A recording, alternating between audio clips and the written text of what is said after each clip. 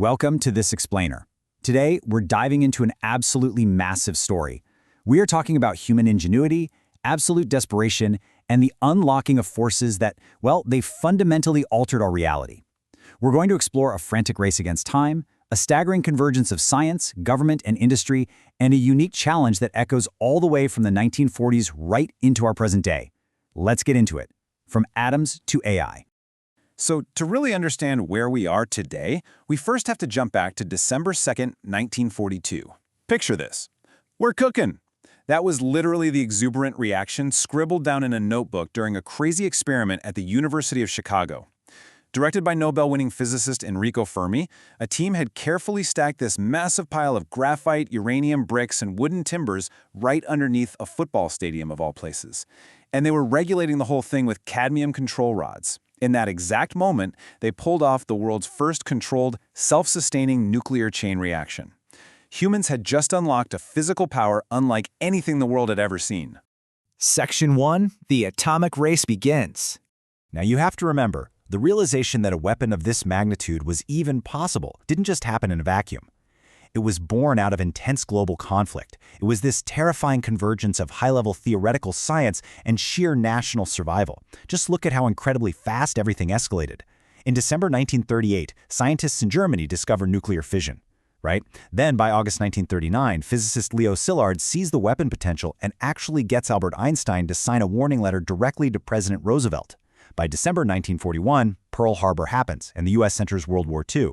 And then, by August 1942, the Manhattan Engineer District, what we know as the Manhattan Project, is officially formed under the Army Corps of Engineers. In literally just 4 years, theoretical physics snowballed into a frantic, desperate race to build a superweapon. Section 2. Mobilizing for the Bomb. Knowing an atomic weapon is theoretically possible is one thing, but actually building the thing, that requires a mobilization of industry and government on a scale that is just hard to wrap your head around.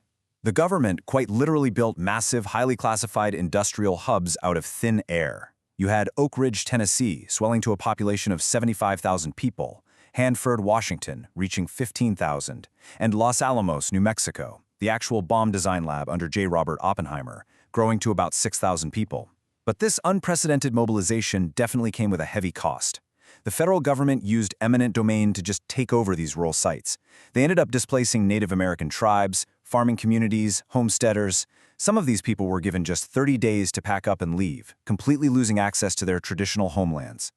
And the financial scale of this commitment was just staggering, $500 million. And keep in mind, that was just the initial allotment of funding ordered by President Roosevelt back in December 1942. The resources they poured into this project were absolutely massive. They were actually pursuing two potential paths simultaneously, uranium enrichment and plutonium production, mostly because both methods used really expensive, totally unproven processes, and honestly, success was far from guaranteed. So all that immense funding supported an absolute army of people. Estimates show that more than 600,000 people worked on the Manhattan Project. It was an incredibly diverse workforce, too. It included women, Hispanics, Native Americans, and African Americans, though it is important to note that African American workers faced strict Jim Crow racism and severe segregation at sites like Oak Ridge and Hanford. But here is perhaps the most mind-boggling fact of the whole shebang, the extreme secrecy. While everyone knew they were contributing to the broader war effort, the vast majority of these hundreds of thousands of laborers had absolutely zero idea that they were actually helping build an atomic bomb. Section 3. Unleashing the Nuclear Age. After years of this unparalleled scientific and industrial output, this massive hyper-secret effort finally culminated in physical reality. On July 16, 1945, the atomic age officially kicked off in the New Mexico desert. This was the Trinity test. It involved a plutonium bomb they nicknamed the Gadget, and it exploded with approximately 20 kilotons of force. We're talking about a mushroom cloud rising 8 miles high, leaving behind a crater 10 feet deep and over 1,000 feet wide. In just a fraction of a second, human history was changed forever. And the technology was deployed incredibly rapidly. On August 6, 1945, the United States dropped the uranium-fueled Little Boy bomb on Hiroshima. Just 3 days later, on August 9th, the plutonium-fueled Fat Man bomb was dropped on Nagasaki. The devastation from this was immense. By the end of 1945, estimates say that more than 200,000 people died as a direct result of those atomic bombings. Following these strikes and the Soviet Union's declaration of war, Japan surrendered on August 14th. The legacy of the Manhattan Project is, as you can imagine, just as complex as the underlying science that made it possible. Yes, it ended the most destructive war in human history, but it also immediately sparked a Cold War and a terrifying global nuclear arms race. On the flip side, it gave rise to peaceful innovations like nuclear medicine and nuclear power. But then it also left us grappling with daunting challenges: radioactive waste, massive environmental cleanup, and deep ethical debates. Debates that are still so sensitive today that historical museum exhibits have actually been canceled over them. We essentially opened a door that could never, ever be closed. Section 4. A new revolutionary force. Okay, so we've looked at the birth of the atomic age. But today, right now, we are witnessing the birth of a completely different, yet equally world-changing force. Back in the 1940s, the race was all about nuclear intelligence, mastering fission to unleash catastrophic, tangible, physical power. But in the 2020s, our new race is for synthetic intelligence. We're talking about generative AI. Now, this kind of power is intangible, it's digital, and it is incredibly pervasive. Sure, it doesn't level cities in a blinding flash of light, but it has the genuine potential to fundamentally rewire our societies, our global economies, and our entire information ecosystem. And here is the absolute crucial point, the shared challenge connecting these two eras. Just like those scientists and policymakers back in 1945 who were forced to grapple with the massive ethical implications of the atomic bomb only as it was literally being completed, humanity today is once again trying to control a Pandora's box.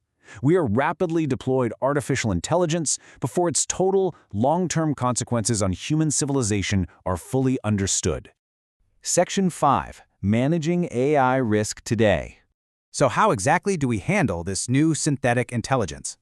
Enter the NIST AI RMF. This was developed by the Information Technology Laboratory at the National Institute of Standards and Technology. It's a voluntary framework. And here is a massive key difference from the 1940s. This wasn't built in some secret, fenced-off desert laboratory. It was actually developed through a consensus-driven, completely open, transparent, and collaborative process involving both the private and public sectors. It's specifically designed to proactively manage the risks AI poses to individuals, organizations, and society as a whole. And when you look at the timeline, you can clearly see policy desperately trying to keep pace with exponential technological growth. In January 2023, we saw the release of AI RMF 1.0. Fast forward to July 2024, they release a specific profile just to tackle the unique, fast-moving risks of generative AI. And looking a bit ahead to April 2026, there's a concept note set for AI and critical infrastructure. So we are literally watching global governance try to adapt in real time. The goals of this framework are pretty clear-cut.